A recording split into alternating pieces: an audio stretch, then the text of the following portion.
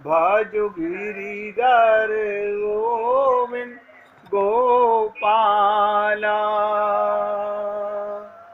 भजो गिरिधर गोविंद गोपाला, भजो मुरली मनोहर नंद लाला, भजो मुरली मनोहर नंद लाला, भजो गिरिधर गोविंद गोपाला, भजो गिरिधर गोविंद गोपाला, भजो मुरली मनोहर नंद लाला, भजो मुरली मनोहर नंद लाला, भजो गिरिधर गोविंद गोपाला, भजो गिरिधर गोविंद गोपाला, बोलिए वृंदावन बिहारी लाल की जय। जय जय श्री राधे, जय जय श्री राधे। सभी भक्तों से निवेदन, बहुत एकाग्रचित होकर भगवान के उस लीला को समझने का प्रयत्न करो कि भगवान भी प्रेम के बस में है। भगवान और किसी के बस में नहीं है, भगवान प्रेम के बस में है। भगवान कहते हैं अहम भक्त पराधीना। अब आप लोग सोचोगे क्या हम प्रेम नहीं करते हैं? अगर आप प्रेम करते हो तो भगवान आपके अधीन है, इसमें संशय मत करना। लेकिन भगवान को कौन सा प्रेम पसंद है? माम एकम शरणम ब्रज, मेरे अनन्य भक्त बनो, मेरे प्रपन्न बनो, मेरे शरणागत हो जाओ। और हम लोगों का प्रेम क्या है? जहाँ देखी तब अपराध, वहाँ बिताई सारी रात। हमने हृदय में भगवान तो पहले से थे, यानी भगवान के होते हुए भी हमने संसार को हृदय में बिठाया है। इसलिए हमारा प्रेम झूठा है।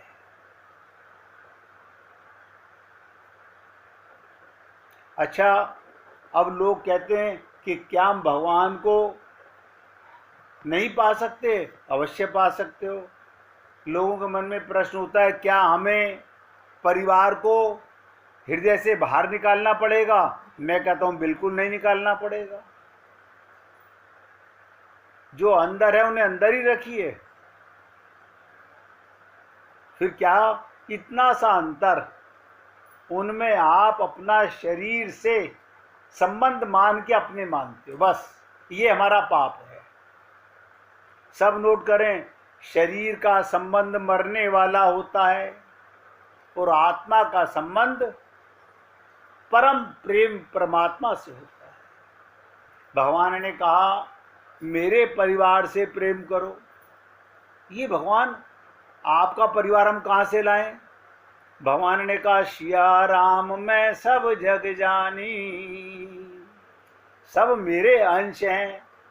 आप हम सब भगवान के परिवार के सदस्य हैं। अब हमें तो अपना नहीं पता। देखिए कितनी विचित्र चीज़ है। हम मूर्ख लोग संतों के पास जाते हैं और संत महात्मा हमारे अंदर भगवान को देख लेते हैं। हम एक गुरु में भगवान को नहीं देख पाते, और संत हम में भगवान को देख लेते हैं। यही गोपियों का प्रेम है। जित देखूं तित श्याममयी है। उन्हें द्वैत नजर ही नहीं आता, वो तो अद्वैत हो गई हैं, वो परमात्मा की हो चुकी हैं, वो कृत हो चुकी हैं, उन्हें कुछ करना बाकी नहीं है। अब तो भगवान उनके प्रेम के बस में है। कल मैं आपसे चर्चा कर रहा था प्रेम के अधीन, जैसे आप और हम लोग माया के अधीन। हम माया के अधीन, हाँ हाँ, हम अपने को शरीर मानेंगे तो माया के अधीन होंगे। ये शरीर माया का है, बहुत गहराई से समझिएगा। ये शरीर माया का है, आप माया के नहीं हो, आप तो परमात्मा के हो। लेकिन हम अपने को मानते शरीर हैं। यानी चेतन आत्मा परमात्मा के अंश, वो संबंध छोटा और इस मिट्टी का संबंध इतना बड़ा। अगर ये छोटी छोटी सी त्रुटियां आप और हम लोग अपने अंदर से खत्म कर लें तो भगवत प्राप्ति के लिए किसी पंडित की जरूरत नहीं है, किसी पूजा पाठ की जरूरत नहीं है, वो तो अंदर बैठा ही हुआ है।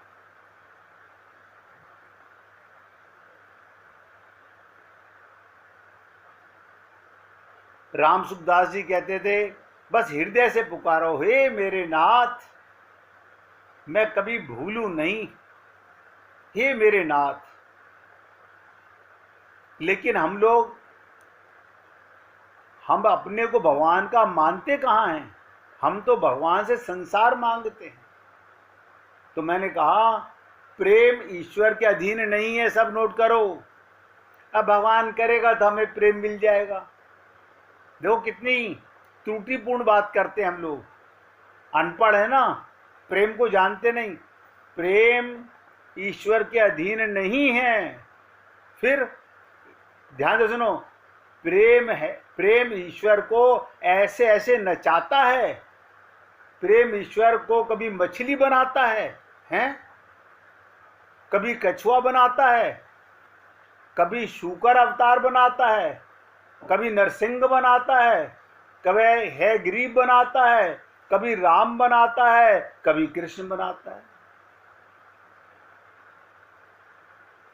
यानी भगवान, सब नोट कर लो, भगवान प्रेम के अधीन है। अब आप सोच लिए प्रेम बड़ा है कि भगवान बड़े हैं? अगर किसी को अभी भी समझने में कुछ नहीं आ रहा हो तो तुरंत पूछ लीजिएगा। भगवान प्रेम के अधीन हैं, हमें प्रेम नहीं आता।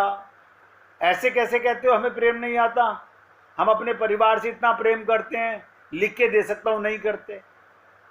कहो तो साबित कर दूंगा। कोई मेरे को बता दे कि मैं अपने परिवार में प्रेम करता हूं, मैं चैलेंज से कह रहा हूं, मैं साबित कर दूंगा आप प्रेम नहीं करते।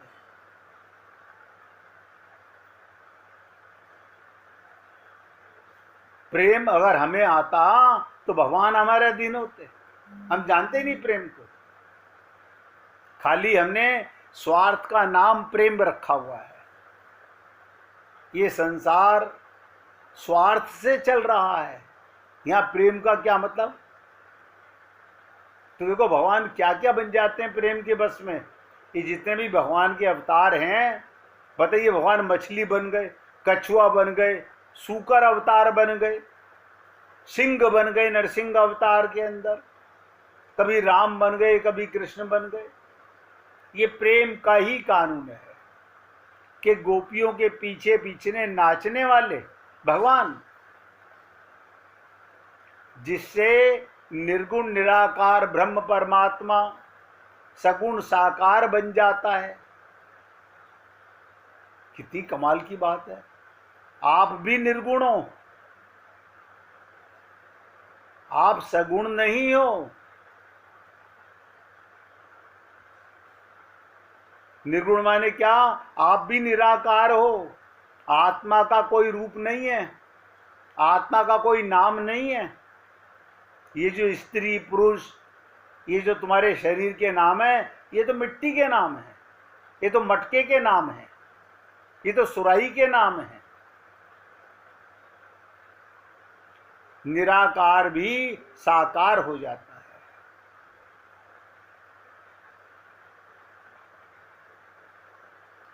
सबका बाप भी बेटा बन जाता है। देखो, परमात्मा सबके पिता हैं, सबके पति हैं, अच्छा बाप होके बेटा बन जाता है, ये बड़ी कमाल की बात है। अरे बेटा नहीं, वो तुम्हारा दास बन जाता है।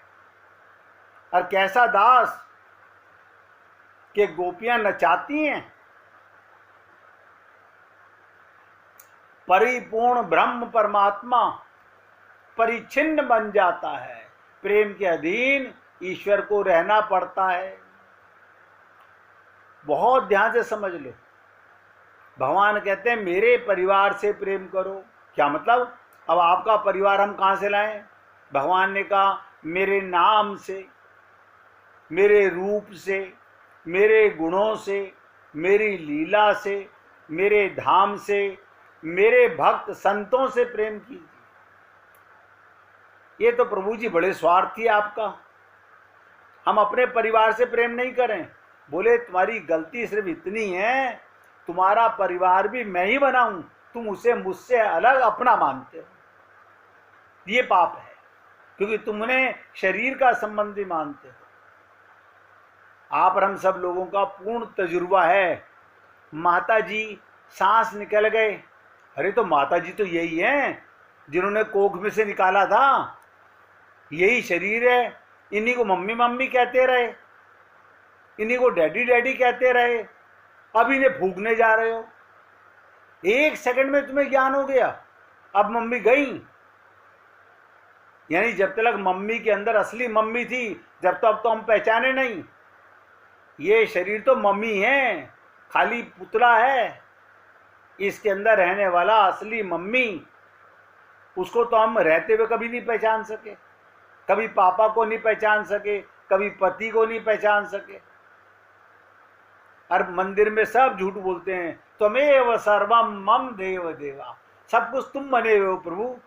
बड़े ज्ञानी है। ये पुराणों का श्लोक है, वेद व्यास जी ने बनाया पद्म पुराण के अंदर। त्वमेव माता से पिता त्वमेव, त्वमेव बंधु से सखा त्वमेव, त्वमेव विद्या से द्रविणम त्वमेव, त्वमेव सर्वम मम देव देवा। बहुत ध्यान से सुनो। अपने गलत ज्ञान को मिटाना है। आपने अपने को शरीर माना हुआ है, ये हमारी त्रुटि है। हम शरीर में रहते हैं, ये सत्य है। शरीर में आते हैं, ये सत्य है। शरीर छोड़कर जाते हैं, ये सत्य है। शरीर मरण धर्म है, ये प्रकृति का अंश है, माया का अंश है। आप मरने वाले नहीं हो, आप परमात्मा के अंश हो। हम इतने चैलेंज के साथ कहते हैं कि राम मरे तो मैं मरूं। भगवान मर सकते हैं? नहीं नहीं, ऐसे कैसे मर सकते हैं? आप भी नहीं मर सकते। देखिए, सुन लीजिए ध्यान से। गोरखनाथ, आपने सुना होगा, गोरखपुर के अंदर गोरख मठ है। हमारे योगी जी आजकल उसके महंत बने हुए हैं, उनसे पहले ही बहुत बन चुके हैं। गोरख के गुरु थे मच्छिंदर नाथ। मच्छिंदर का मतलब मछली, उनका प्रतीक मीन। अब देखो, मैंने बताया नहीं, भगवान मीन भी बने, कछुआ भी बने। तो गोरख कहते थे घटी घटी गोरख घटी घटी मीन, घटी घटी गोरख घटी घटी मीन। बड़ा प्यारा वचन है। हर एक के घट में, ध्यान से सुनो, हर एक के घट में, घट माने हृदय में, गोरख भी छिपा हुआ है और मच्छिंदर भी छिपा हुआ है। यानी पालक, पिता और बालक, ये जीव दोनों अंदर रहते हैं। हम उन्हें अपना माता पिता नहीं मानते, हम शरीर को माता पिता मानते हैं। हर एक शरीर में, क्या मतलब, चींटी के अंदर भी, अब सारे नाम क्या बताऊं, चींटी से लेके ब्रह्मा तक जितने भी शरीर हैं सब में परमात्मा भी है और उसका अंश जीव भी है। आपका ये जो शरीर जिसे आप कहते हो शरीर, इसके अंदर आप भी और आपका बाप भी है, लेकिन आप अपने को परमात्मा के साथ नहीं महसूस करते। ये हमारा पाप है। हर एक घट में गोरख भी छिपा है और मच्छिंदर भी छिपा है। हर एक के भीतर चेला भी छिपा है और गुरु भी छिपा है, लेकिन लोग पहचानते नहीं, पहचान ही नहीं पाते कि तुम्हारे भीतर दोनों छिपे हैं। भगवान बार बार कहते हैं, मोह को तू क्या ढूंढे रे बंदे, मैं तो तेरे पास में। अब बताओ, मैं आपको बार बार कहता हूं, आपका शरीर भी आपसे बहुत दूर है। क्यों? इस शरीर में तो हम रहते हैं। अरे तो शरीर में रहते हो, लेकिन शरीर में तो आपका पिता भी रहता है। ये शरीर एक ब्रह्मपुर है, एक पूरा नगर है। इस नगर के अंदर एक हृदय आकाश है। उस हृदय आकाश के अंदर एक पिता है और एक पुत्र है। ये पुत्र सदा परमात्मा अपने पिता की गोदी में रहता है। हम पहचान नहीं पाते कि आपके अंदर ही परमात्मा है। जिसे जागना है वो भी छिपा है और जो जगाएगा वो भी छिपा है। देखो कमाल की चीज, अगर आप जब सो जाते हो गहरी नींद में, सुबह मुझे उठाना मत 8-9 बजे तक, तो उठाया किसने तुम्हें? अलार्म तुमने लगाया नहीं, किसने तुम्हें जगाया नहीं। मुर्दा शरीर अपने आप से उठेगा कैसे? हमने कभी सोचा, विचार किया, बुद्धि लगाई? आपको उठाने वाला आपका प्रीतम परमात्मा पिता वो अंदर बैठा हुआ है। जिसे जागना है वो भी छिपा है और जो जगाएगा वो भी छिपा है। तुम्हारे भीतर दोनों चकमक पत्थर मौजूद हैं। ध्यान से सुनो, पारस भी है और लोहा भी है। जरा सी घर्षण की बात है, आग पैदा हो जाएगी। चकमक एक पत्थर होता है, आपस में रगड़ो तो क्या होता है? आग पैदा होती है। एक एक शब्द पे ध्यान से सुनिएगा।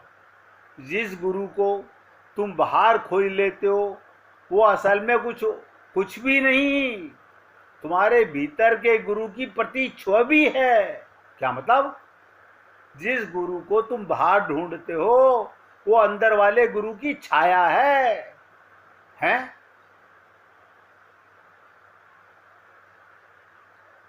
कभी किसी ने देखा, सोचा? बाहर का गुरु तो दर्पण है और जिसमें तुम भीतर के छिपे गुरु को देख लेते हो। इसलिए ख्याल रखना, बाहर का गुरु आत्यंतिक नहीं, सिर्फ भीतर के गुरु की याद दिलाने का उपकरण मात्र है। बाहर का गुरु क्या करता है? आपके अंदर छिपे हुए परम गुरु जय जय राम, आप बताइए, वो आपके अंदर के छिपे हुए गुरु से आपका परिचय कराता है।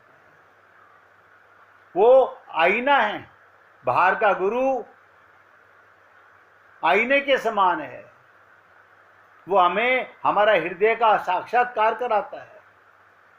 भीतर के गुरु की याद दिलाने का केवल उपकरण मात्र है। जैसे बाहर किसी ने वीणा बजाई, ध्यान से सुनो, बाहर किसी ने कोई बहुत सुंदर गजल सुनाई, संगीत का कोई धुन लगाई और तुम्हारे हृदय में गुदगुदी फैल गई और तुम्हारे हृदय में एक संगीत छलकने लगा। जैसे बाहर सुबह निकली ताजगी फैली और तुम्हारे भीतर नींद टूटी, तुम्हारे भीतर भी ताजगी आई और सुबह हुई। जैसे तुमने स्नान किया, जैसे स्नान किया, स्नान बाहर हुआ लेकिन देह शीतल हुई, तो भीतर मन भी शीतल हुआ। ऐसे ही बाहर का गुरु है भीतर के गुरु को चोट देने के लिए। इसीलिए गोरखनाथ जी कहते थे अपने गुरु के लिए, घटी घटी गोरख घटी घटी मीन। गुरु और चेले दोनों एक साथ रहते हैं। परमात्मा गुरु है और ये जीव उसका शिष्य है। ये बाहर के गुरु तो केवल तुमको अंदर वाले गुरु का परिचय कराते हैं।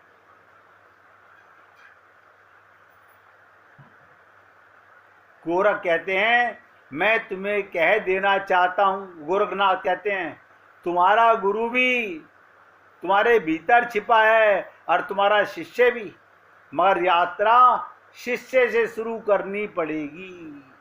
जो अपने शिष्य को भी नहीं पहचान पाया वो अपने गुरु को कैसे पहचानेगा। गुरु तो सभी बनना चाहते हैं, कौन गुरु नहीं बनना चाहता, लेकिन शिष्य बनने की क्षमता बहुत थोड़े से लोगों में होती है। शरणागति, ध्यान से सुनो, हमारे गुरुदेव कहा करते थे 1 लाख में से 10 मनुष्य भी शरणागत नहीं कर पाते। कहते सब हैं, मानते सब हैं गुरु को, लेकिन गुरु की कोई नहीं मानता, मानते हैं अपने पापी मन की। फिर शरणागति कहाँ है।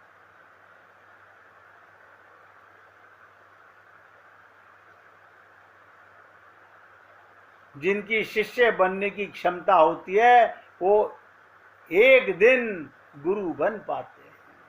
शिष्य बनना अहंकार के विपरीत पड़ता है, और हम अपना अहंकार ये इतना बारीक है, अंदर से बाहर से तो हाँ जी आप ठीक कह रहे हैं, अंदर से नहीं नहीं ऐसे क्या खाक ठीक कह रहे हैं, अंदर से अहंकार भरा हुआ है।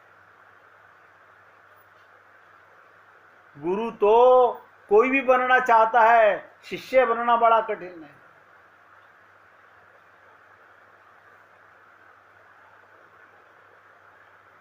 आप देखो, मैं तो अपने को सबका सेवक मानता हूँ, दास मानता हूँ, भगवान की कृपा का पात्र मानता हूँ। मेरे भी इस छोटे से जीवन काल में बहुत लोग आए और चले गए।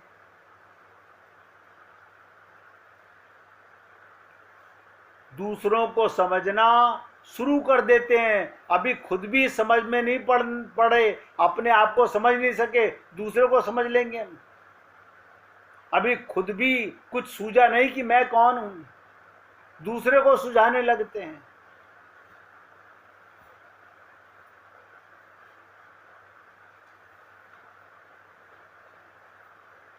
और क्या कहते हैं, अब हम जा रहे हैं, अब हम दूसरों को समझाएंगे, अब हम दूसरों को ध्यान करवा सकते हैं, अब हम दूसरों को भगवान की ओर मोड़ सकते हैं। तो क्या सिखाओगे, महामंत्र का जाप कर लो, राधे राधे का जाप कर लो, मंदिर में सवा मनी चढ़ा दो, जो पंडित लोग करते हैं यही तुम करोगे जा करके।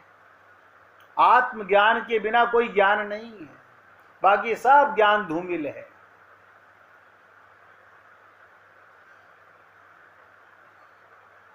ध्यान का मजा कब, जब तुम आत्मा परमात्मा में विलीन हो गई,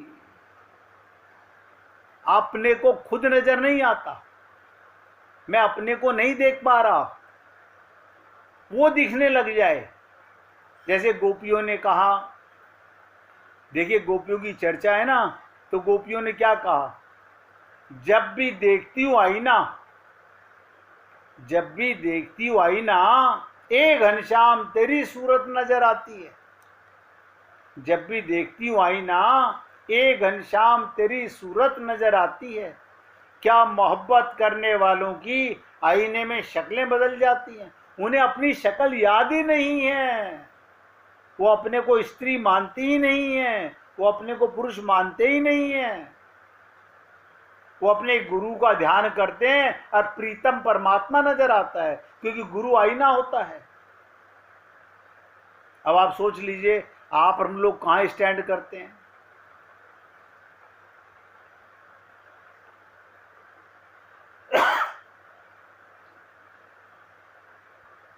नेता होने की बड़ी आकांक्षा रहती है, चाहे राजनीति हो चाहे धर्म हो, नेता होने की बड़ी आकांक्षा अहंकार की है।